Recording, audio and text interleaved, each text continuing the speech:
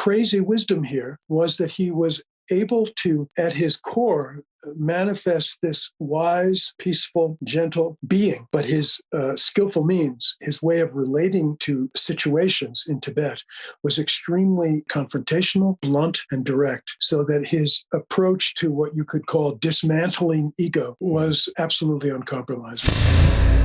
This show is called Crazy Wisdom. And I first came across this phrase in a classroom in Boulder, Colorado, in one of your classes.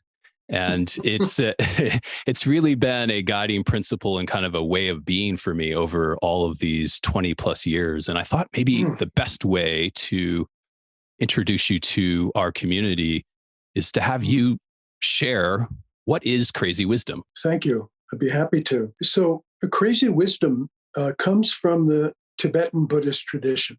So the first important point is that it evolved out of Buddhism and out of the teachings of the historical Buddha originally, with a very important, what I would call stylistic difference, which is that the Buddha, without going into a lot of detail, after he attained enlightenment, lived his life as a monastic, and all of his students were monks and nuns. So that the model of the Buddha, you could almost call it the archetype of the Buddha, which has come down over 2.5 millennia, is of this peaceful, wise, gentle, kind, and compassionate monk who withdrew from the confusion of the world, which he referred to as samsara, and taught a way of liberation. And this particular archetype of the Buddha has continued up to the present day. But there have been other archetypes of the Buddha that have arisen historically, and probably the most dramatic arose in Tibet in the 8th century, which would have been more than 1,200 years after the Buddha's lifetime. And that was the example of a spiritual master called Padmasambhava. The Tibetans called him Guru Rinpoche, who actually brought Buddhism to Tibet. And he brought Buddhism to Tibet after a number of other teachers who had been trained and manifested the monastic style tried to bring Buddhism to Tibet and failed. The reason that they failed was because the Tibetan culture and the Tibetan mentality was extremely, what my teacher used to call, raw and rugged. And the sophistication and kind of the peaceful manifestation of the teachers who brought Buddhism to them was something that Tibetans were very cynical about. And it did not land with the energy of their culture. So finally, this teacher named Padmasambhava, which literally means the one born from the lotus, he came to Tibet after a number of other teachers had tried to bring the Dharma to Tibet. And he succeeded. And the reason that he succeeded was because his style of teaching was extremely direct, unconventional. And instead of trying to impose a particular model of Buddhism on the Tibetan people, he just entered into their culture and joined them where they were. They already had a spirituality. It was very animistic. It was nature-based. It had the energy of the power and elemental power. And frankly, life in Tibet was very harsh, and death was always present. It was a very, very powerful situation. And their spirituality came out of that. And Guru Rinpoche, instead of trying to introduce this kind of other sophisticated, peaceful model, just joined their culture. And what he did was he gradually transformed all of their spirituality into Buddhism. So this is a really, really important point to understand about the style. And he was known as a crazy wisdom teacher. Crazy wisdom here was that he was able to, at his core, manifest this wise, peaceful, gentle being. But his skillful means, his way of relating to situations in Tibet was extremely could be confrontational, blunt, and direct. So that his approach to what you could call dismantling ego was absolutely uncompromising. And this became known as crazy wisdom. Now, the literal word for crazy wisdom in Tibetan is yeshe cholwa, and yeshe means wisdom. Cholwa means, the closest translation is gone wild. Wisdom gone wild. But what has to be understood is the wisdom came first. In other words, Guru Rinpoche was already completely realized in that traditional way that the Buddha attained enlightenment. He had this tremendous wisdom and equanimity and understanding and meditative realization and inner discipline. But his activity in relating to the energy of the culture that he came into, completely met the culture without trying to change it, without trying to step away from it and hold himself as being higher than it. He just engaged it completely. And his engagement was often referred to as wrathful compassion. And this is the last point I want to make before we, go into maybe, back and forth about some stories that I have in my own life. But crazy wisdom and wrathful compassion in this tradition have to be understood as being inseparable.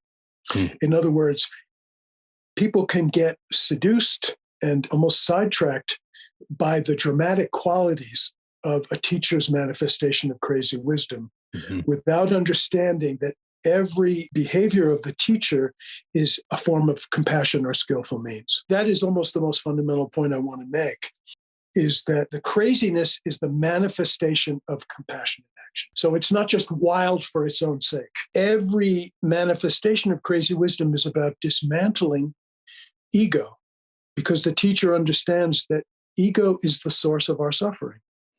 And so the dismantling of it is always a compassionate act.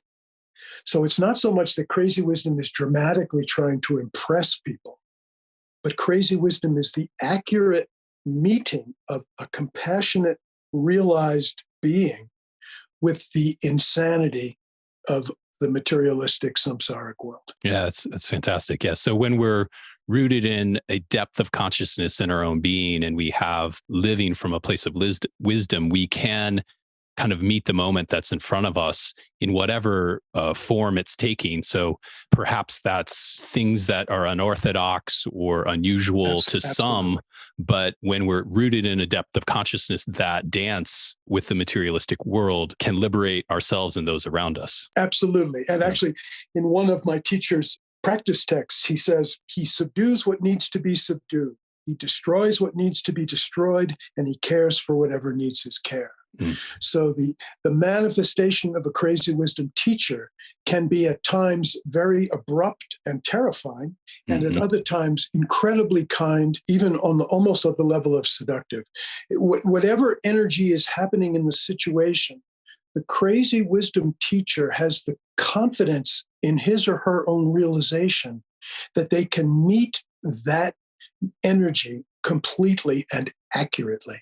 So the confidence is in the accuracy of the skillful means of the way of expressing compassion.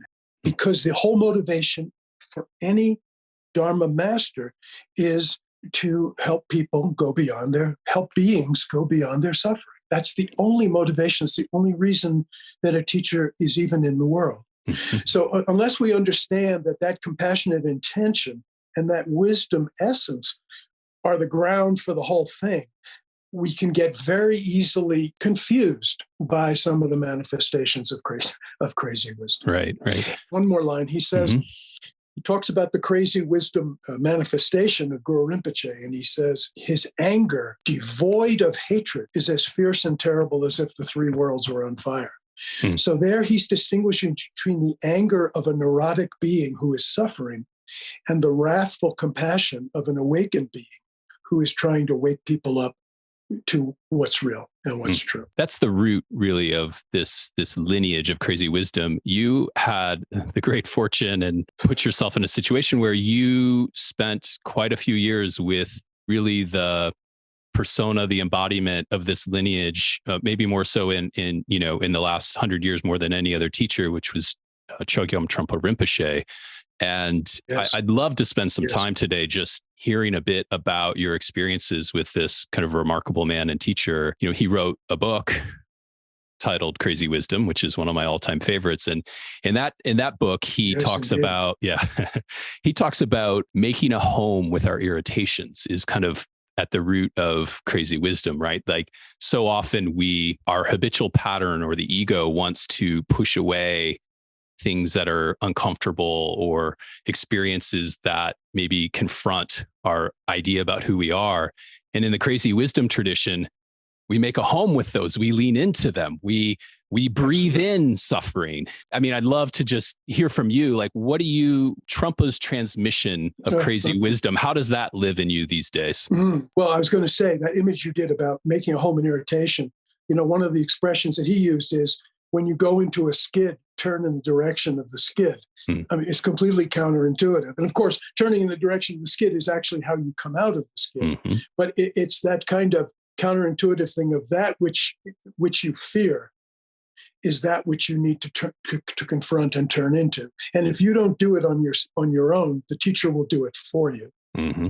So, as you were saying, ego in that way, ego is this constant search for comfort in the midst of what is fundamentally a groundless situation that we find ourselves in, a situation that's impermanent, that leads in the end, certainly for all of us, to death. And there's a starkness about the underlying ground in which we make our life that ego is not at all prepared to accept. And so, he talked a lot about the lords of materialism. We don't need to go into a long description of them, but the whole culture of materialism, what Trungpa Rinpoche was saying is that it's ultimately, it's based on a fundamental dishonesty, which is that it's based on the attempt to constantly shield ourselves from the reality of impermanence and death. The historical Buddha and the peaceful Buddha will bring that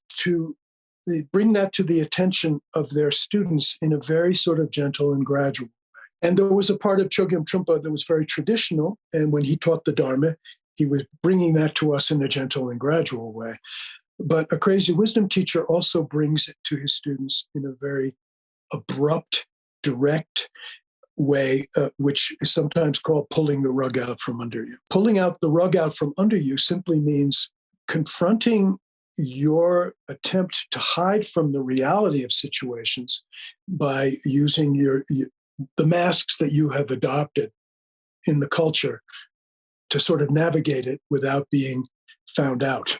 And the other point there is that what he was exposing is that materialism and ego are built on a ground of what Western psychologists, and Trungpa Rinpoche like this term, called existential anxiety. That there's a part of us, actually the wisdom part of us knows that fundamentally there is no ground under this project of constantly trying to pretend that we exist in a certain way. And the Buddha, historically and conventionally, taught about this, as I say, gradually introduced students to this. But the crazy wisdom Buddha introduces students to this abruptly. And so a lot of my experiences with Chogyam Trungpa were about being introduced to this abruptly, introduced A, to my existential anxiety, and B, to all the strategies that I had to pretend that it wasn't happening. And I think that becomes almost the hallmark. I think if you talk to any of his close students, all of them had that experience at least once, if not many times. And then you had to make a decision about whether, is this a path that I really want to follow? Because it can be very scary. And the students who said yes could somehow feel that, yes, this is the way for me to confront my own denial and dishonesty. And I welcome it, even though it's scary. So it's like turning. He used to say, if you stay too far away from the teacher, you don't get enough heat. But if you get too close to the teacher, you'll get burned. And so it's very much about, you can't even strategize how to find the right kind of Goldilocks zone with a teacher like that. Yeah. But it's very much about energy, Right. And if you stay too far away because you're afraid, then you never get the warmth and the blessing of being with such a teacher. But if you come too close, the message will be very, very direct.